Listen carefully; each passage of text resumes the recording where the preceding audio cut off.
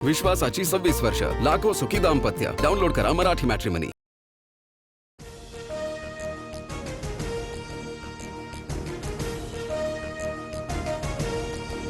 पवारांचे 8 खासदार हे आज मोदींची घेणार भेट. सुप्रिया सुळेंच्या नेतृत्वामध्ये 11 वाजता भेट. भेटीगाठींमुळे डिलिमिटेशन बिल पुन्हा सादर होणार असल्याची चर्चा.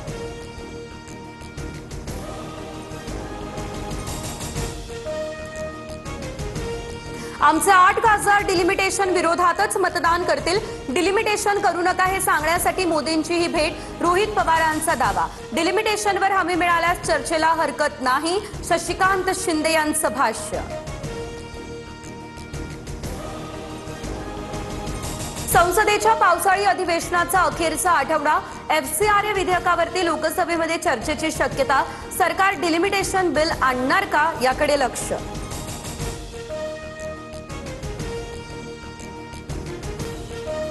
मुख्यमंत्री फडणवीस आणि जयंत पाटलांचा एकाच विमानामधून प्रवास. विधानसभा अध्यक्ष राहुल नार्वेकर यांच्या उपस्थितीने चर्चा. तीनही नेत्यांचा मुंबई ते कोल्हापूर असा एकत्र प्रवास.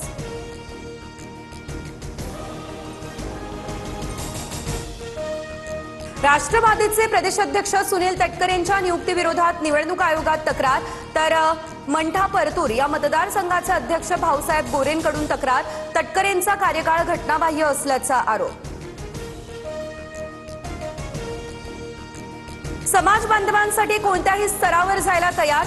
जीवघेणं उपोषण करू शकतो तर कुणाचा जीव घ्यायलाही मागे पुढे बघणार नाही असा जरांगेंचा इशारा. चर्चेतून मार्ग काढणार मंत्री उदय सामंत यांचा आश्वासन.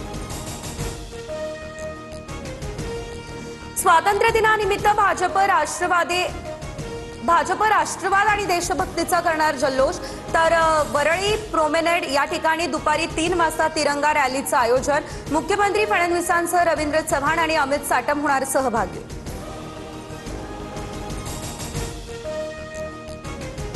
महाराष्ट्राला 13 ऑगस्ट पासून पावसाचा जोर पुन्हा.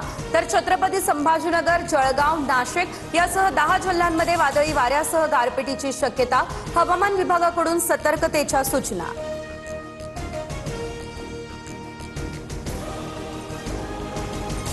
ऑगस्टच्या सुरुवातीलाच पावसानं विश्रांती घेतली. मुंबईकरांच्या चिंतेत भर. धरणांमधील पाणीसाठा 88.40% स्थिरावला. महापालिकेची 10% पाणी कपात कायम. जोरदार पाऊस न झाल्यास पाणी टंचाईचं संकट ओढवण्याची शक्यता. विश्वासाची 26 वर्ष, लाखो सुखी दाम्पत्य. डाउनलोड करा मराठी मॅट्रिमनी.